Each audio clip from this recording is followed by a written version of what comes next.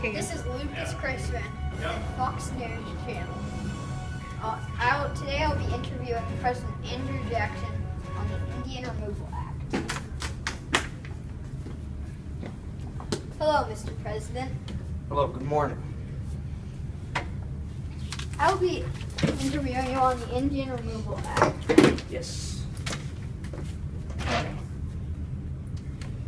When did you sign this bill into action, sir?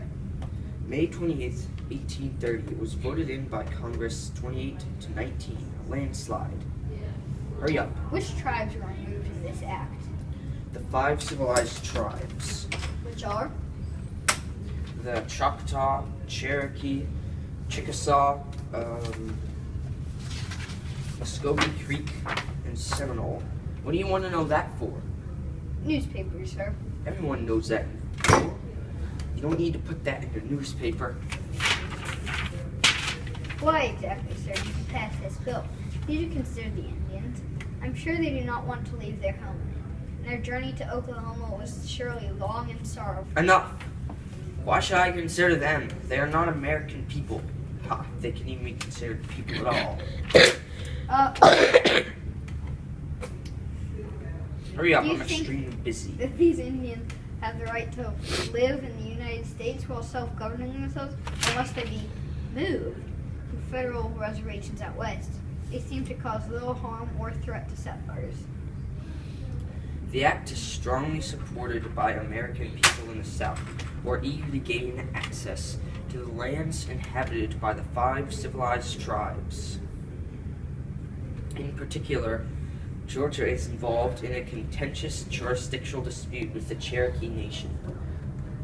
I hope removal would resolve the Georgia crisis. I believe I can only accommodate the desire for Indian self-rule in federal territory, and that requires resettlement west of the Mississippi River on federal land. My personal opinion, sir. I think that settlers and Indians can live in tandem with each other with little dispute. What is your opinion on that, I doubt Mr. it. President? This act is highly controversial, wasn't it, sir? Yes, the act is highly controversial. While most Americans favor the passage of the Indian Removal Act, there is significant opposition. Many Christian missionaries, most notably missionary organizer Jeremiah Everts, have protested against the passage of the act. In Congress, there was opposition as well. Theodore Fellinghausen of New Jersey, David Crockett of Tennessee in particular, spoke out against the legislation. I'll someday have my revenge on that Davy Crockett. Should march into his home with 1,000 soldiers and have him publicly hanged. You see if I don't.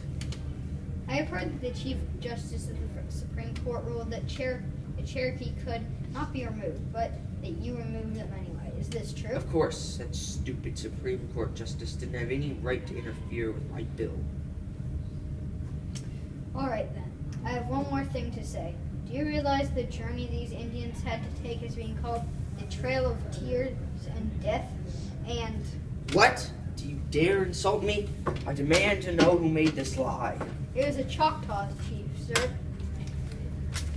It was Thomas Harkins, I believe. Get out! I will make sure that you are punished for this crime.